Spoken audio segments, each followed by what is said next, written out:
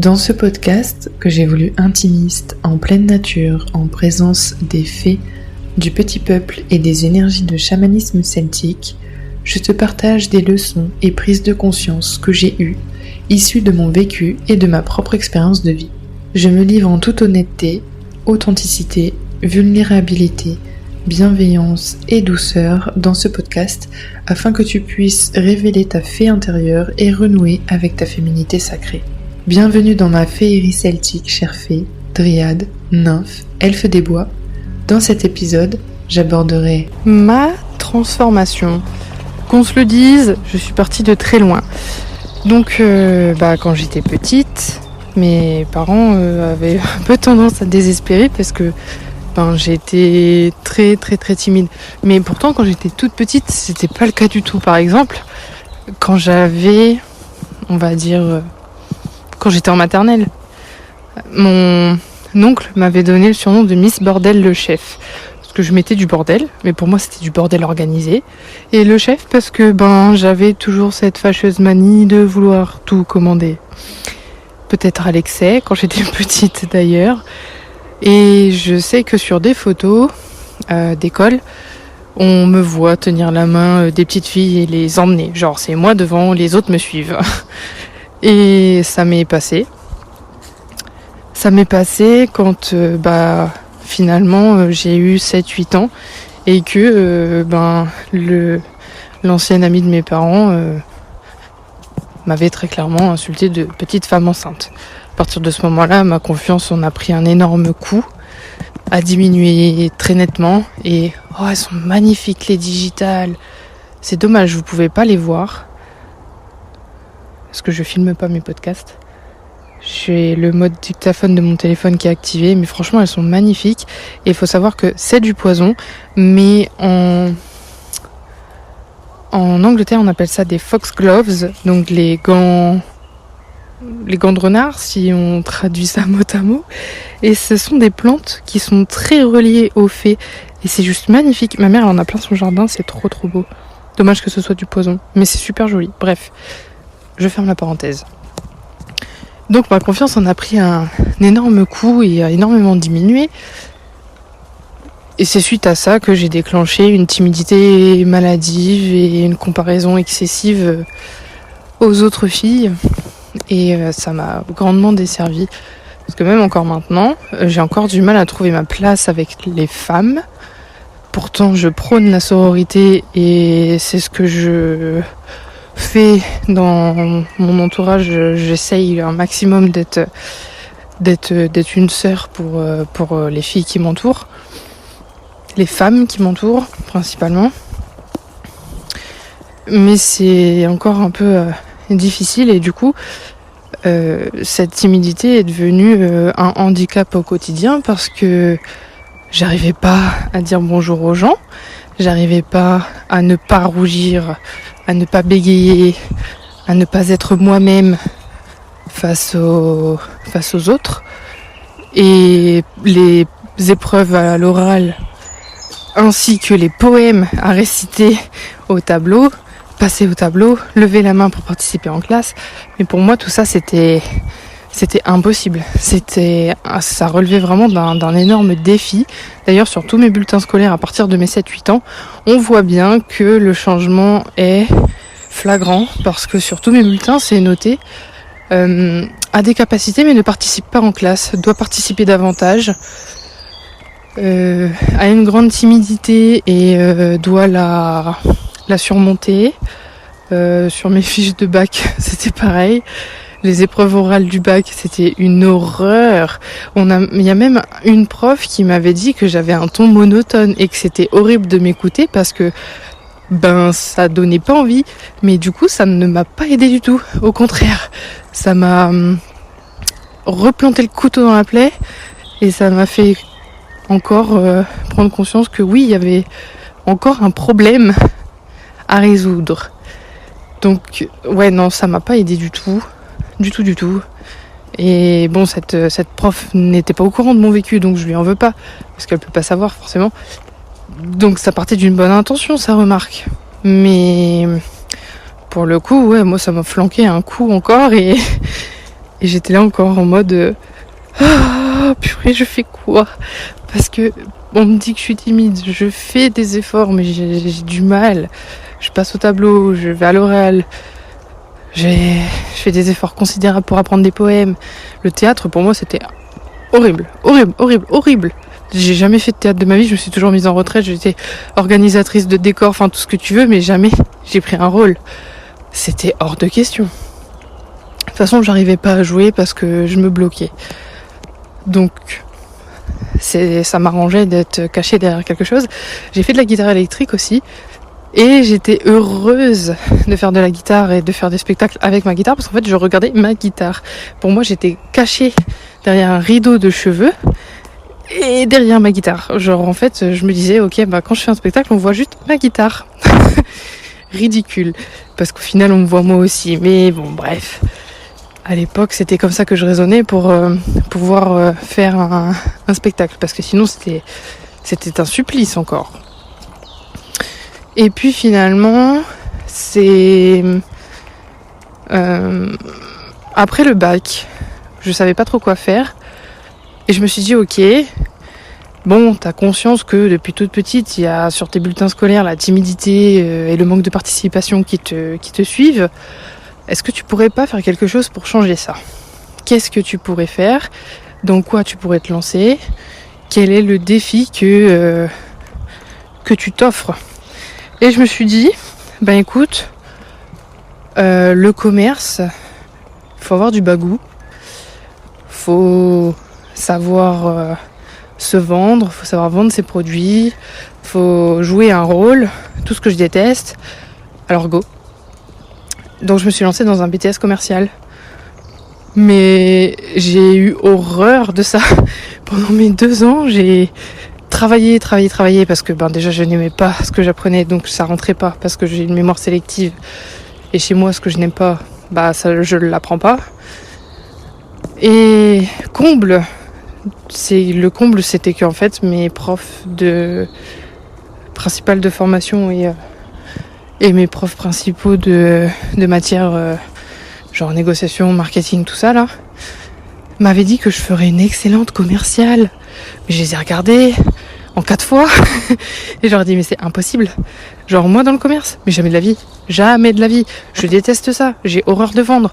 Je ne supporte pas le fait qu'on soit obligé de forcer à la vente. Je ne supporte pas le fait d'être en négociation. Je n'aime pas ça. C'est pas pour moi du tout. Bon, je l'ai fait. Je suis arrivée major de promo. Je sais pas par quel miracle. Mais voilà. Donc elles avaient peut-être raison finalement. Et c'est peut-être une croyance limitante que j'ai. C'est une croyance limitante que j'ai finalement. De me dire que je ne sais pas me vendre, que je suis nulle en mercatique, que je suis nulle en négociation, que je suis nulle en marketing, que tout ça. Et que c'est pas fait pour moi. Parce que quand j'aime bien, j'ai déjà remarqué que quand j'ai des copines avec moi et qu'il y a un truc que j'ai essayé, un produit, un service, n'importe quoi, que j'ai adoré, mais je sais super bien le vendre. Mais vraiment. Et quand c'est dans mon éthique aussi. Donc je me dis en fait, c'est juste que j'ai pas trouvé le produit ou l'entreprise ou le service qui me fait vibrer, que j'ai adoré, qui suit mes valeurs, qui est dans mon éthique et que je peux vendre. Donc, finalement, je peux être une excellente commerciale pour mon entreprise, mais pas pour le reste. Ou pour des produits qui restent dans mon éthique, mais pas pour le reste. Après le BTS, je savais pas trop quoi faire, donc du coup je me suis dit ok, je renoue avec mes premiers amours, la science, la médecine, tout ça, et je me suis lancée dans une licence. Bon, je l'ai pas obtenue, ça me plaisait pas plus que ça, la licence que j'avais choisie, donc voilà. Et c'est après que j'ai découvert la naturopathie. Ça m'a plu sur le départ, mais pas après, quand j'ai lancé mon entreprise et tout de naturopathie. Je savais pas. Non, il y avait ça. En fait, il me manquait quelque chose et j'avais toujours ce problème de timidité qui me collait à la peau. Et je me suis dit, en fait, c'est peut-être parce il me manque quelque chose, c'est peut-être parce que c'est pas ce qu'il faut que je fasse, c'est peut-être parce que je suis pas alignée avec moi-même. Et donc, j'ai réfléchi. Je me suis beaucoup remise en question. La rupture que j'ai eue m'a également ouvert les yeux sur beaucoup de choses.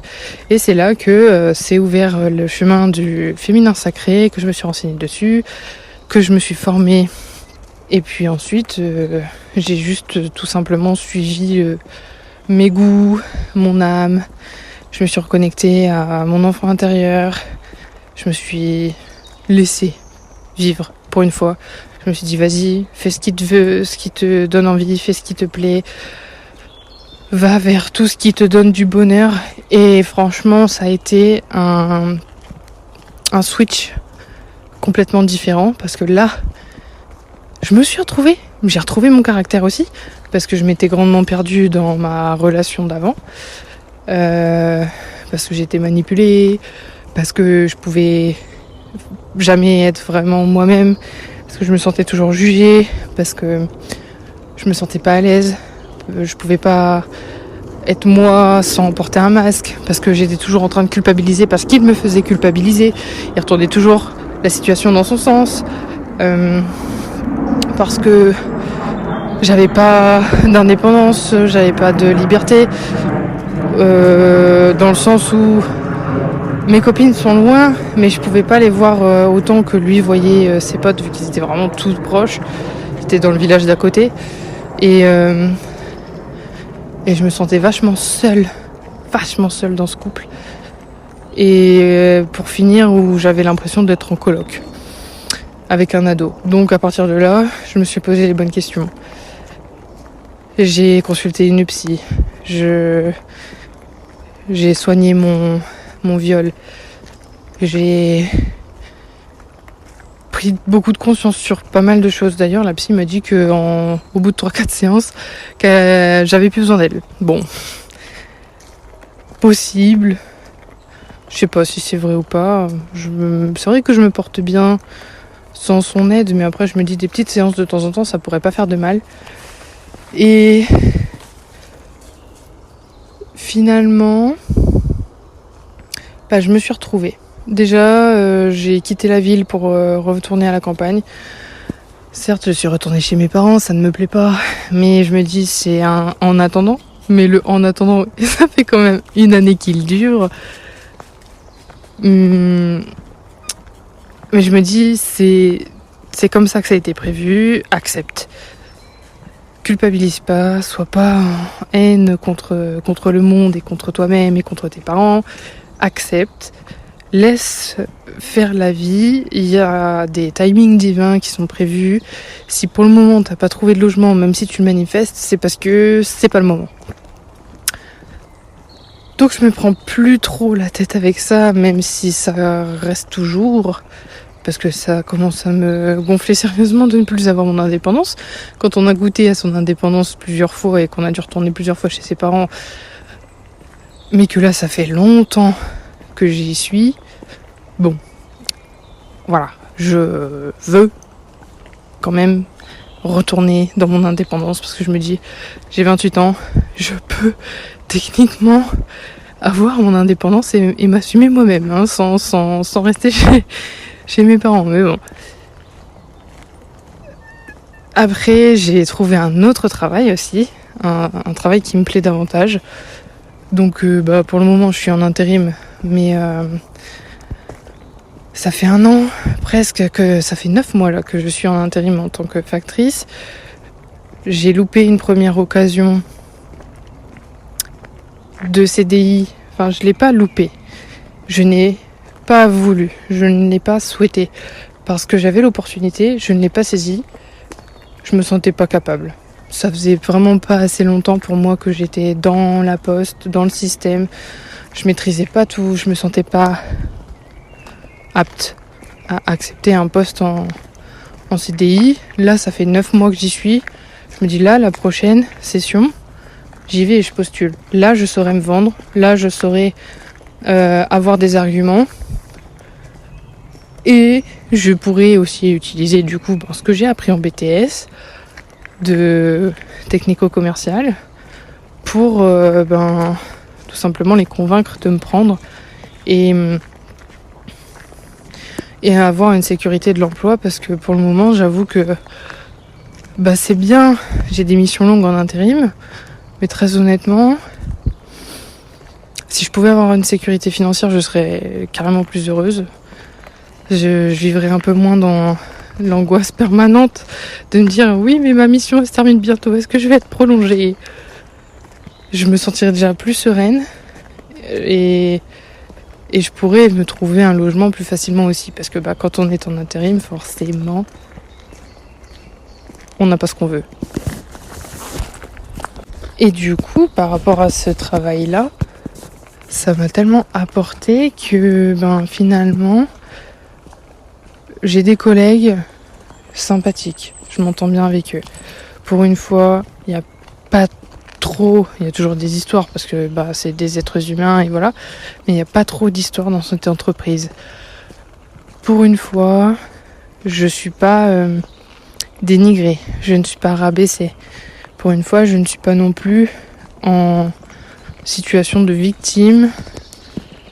Je peux m'épanouir, je peux être moi-même, je peux discuter, je peux argumenter, je peux échanger, je peux être authentique, je peux être sincère.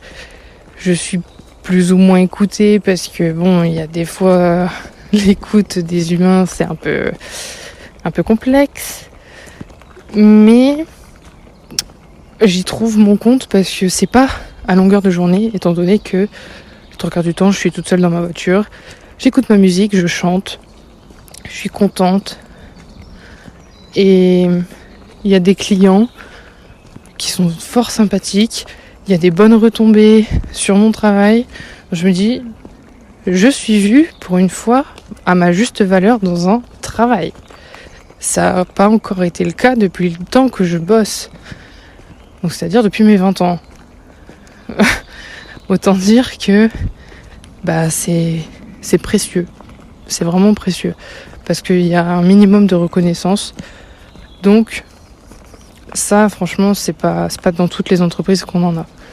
Donc ça, je suis vraiment très heureuse là-dessus. Et ça m'aide, du coup, à être aussi de plus en plus moi-même. Et puis,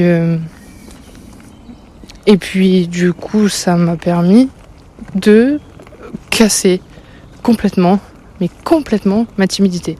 Là, actuellement, j'en ai plus. Je peux vous parler, je peux parler aux gens, je peux être de plus en plus moi-même sans avoir peur non plus du regard des autres, ou en tout cas beaucoup moins qu'avant, ou du jugement des autres, etc. Je me rends compte que j'ai pété tellement de croyances, j'ai cassé tellement de conditionnements en 1 an de temps que la renaissance qui avait été annoncée par tous mes tirages de cartes et par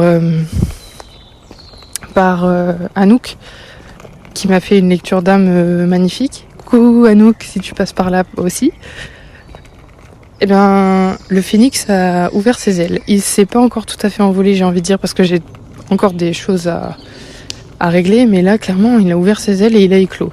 C'est déjà un énorme pas.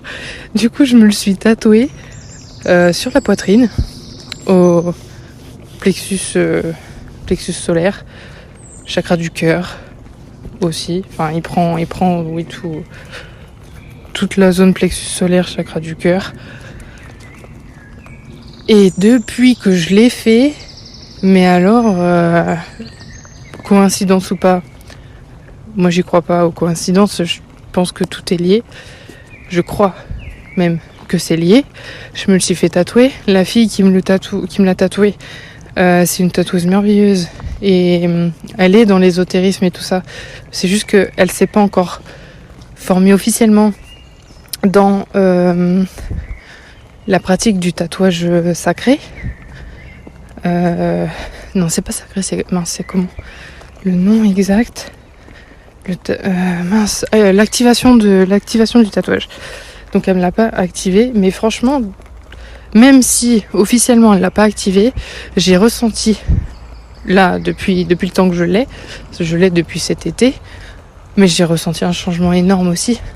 J'ai fait un tri énorme dans mes fréquentations. Il me reste que les bonnes personnes, les vraies. J'ai noué des relations avec les copines de la danse, mais c'est des filles incroyables. Et même au travail, les collègues avec qui je m'entends le mieux, mais ce sont des collègues qui sont juste incroyables aussi. Franchement, j'ai des personnes incroyables autour de moi. Et je crois que sans le vouloir, elle l'a activé quand même quand elle l'a tatoué. Parce qu'elle a des dons aussi. Alors si mes souvenirs sont bons, parce que ça date de cet été, il s'est passé tellement de choses entre temps que j'ai peut-être oublié.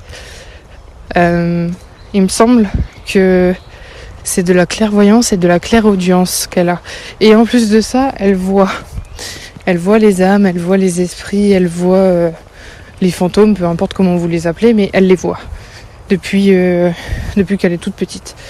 Donc je soupçonne que malgré elle l'ait activée et ça m'aide. Mais franchement, je la remercie tellement. Elle s'appelle Dreamy Tattoo. Si vous voulez aller la voir sur Insta, je vous mettrai son compte aussi. Et coucou, si tu passes par là également. Mais je suis pas sûre. Enfin, je sais plus. Non, je pense pas. Enfin, bref, on verra. Donc on verra bien si Émilie tu passes par là, mais voilà. Et donc ouais, là on va dire que le point A, c'était une toute petite fille recroquevillée sur elle-même, emprisonnée, qui ne pouvait pas être elle-même, qui était sans arrêt jugée, sans arrêt comparée, sans arrêt comment on appelle ça, rabaissée, diminuée, qui pouvait pas s'épanouir, qui pouvait pas être elle-même. Et aujourd'hui, je suis au point B. Peut-être qu'il y aura un point C plus tard. Mais là, actuellement, on va dire que ma transformation est ultime. Même si, non, elle est pas ultime. Elle est pas ultime, je sais que je vais encore évoluer. Bref, on va dire que pour aujourd'hui, pour l'état actuel des choses, elle est ultime. Parce que, du coup, mon point B, c'est que je suis devenue une femme épanouie, heureuse, en paix avec elle-même. Une femme incroyable, magnifique, en tout point, autant physiquement que intérieurement, que dans mon âme. C'est juste incroyable. Enfin, je sais pas comment l'exprimer, mais je ressens le changement qui est tellement immense. Je ressens que je suis pétillante, que je suis rayonnante, que je sais pas, que je suis divine. Enfin, j'ai envie de dire tellement de choses, mais les mots sont trop peu, sont trop réduits par rapport à ce que je ressens.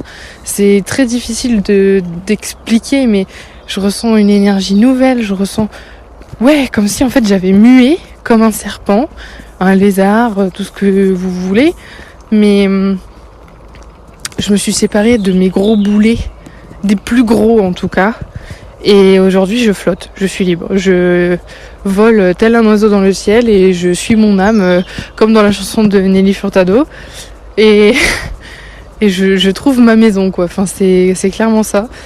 Je me sens tellement libérée, tellement plus légère. La prochaine étape, ce serait le point C, que je sois devenue une femme connectée. Parce que je suis déjà connectée à la nature, etc. C'est pas le souci. Mais connectée au point que je n'ai pas besoin de forcer pour ressentir les choses, que mon intuition je la capte tout de suite, que je sois pas en train d'essayer de me poser des questions pour savoir ce que je ressens, etc. Que ça capte tout de suite, que ma clairvoyance ça soit encore plus développée, que je reçoive tout en canalisation, que je sois encore plus connectée à la nature et que je la ressente encore plus en moi, enfin plein de choses comme ça, où ma spiritualité devient encore plus grande et puissante, parce que pour le moment je suis tellement dans le mental que c'est compliqué de capter quoi que ce soit, ou en tout cas si je capte c'est éteint, c'est mis passé sous silence à cause de mon mental. Donc je pense que ça ce sera la prochaine étape, ce sera le point C de ma transformation. Mais là, c'est tellement incroyable que fallait que je vous partage ça. Oui, t'inquiète pas, on s'en va. T'excites pas, petit oiseau. Et donc, si cette transformation t'intéresse, si tu veux l'entamer, parce que pour le moment, tu penses que c'est pas encore tout à fait le moment pour toi de te transformer aussi grandement, je t'invite à soit t'inscrire au challenge de 7 jours Booste ta confiance en toi, dans lequel tu vas recevoir chaque jour une vidéo dans un mail avec des exercices à faire, etc., des conseils, des astuces, bref, des choses pour te faire passer à l'action. Ou, si tu veux un travail un peu plus approfondi, tu as mon écrin Amour de soi qui te permet de retrouver de la connexion à ton corps, de retrouver l'amour que tu as perdu, mais pour toi, pour que tu puisses t'aimer toi d'abord, avant d'entamer une relation avec quelqu'un, pour que tu aies une relation saine avec toi-même et que tu puisses accepter une relation saine avec un autre homme ou une autre femme, et que du coup tu puisses accepter également cet amour de cette autre personne et que tu puisses être dans l'accueil, dans la réceptivité et que tu puisses développer tout le potentiel de toi-même, de ton amour pour toi, parce que tu verras que franchement l'amour de soi ça change tellement de choses. Bref, je te laisse découvrir tout ça dans la vidéo explicative également de cet écrin de méditation Amour de soi, qui regroupe des méditations, mais pas que. Il y a un workbook, il y a un audio d'affirmation positive, il y a plein d'exercices. Enfin, c'est un petit coffret, un coffret très intense, très réfléchi. Il y a beaucoup de choses qui vont t'aider à travailler ton amour de toi. Donc je te laisse aller voir ça également dans les liens du podcast. Et puis n'hésite pas à me poser des questions si jamais tu en as. Je te remercie de ton écoute. J'espère que cet épisode t'a plu. N'hésite pas à le noter avec les étoiles que tu juges nécessaires sur la plateforme d'écoute de ton choix, à me laisser un commentaire si tu veux me notifier de quelque chose ou me partager ton enthousiasme. Partage cet épisode à une fée dont tu penses qu'elle a besoin de l'entendre. Et sur ce, suis-moi sur mes réseaux pour plus de conseils et d'expériences de vie. Féeriquement, magiquement et celtiquement, à la prochaine!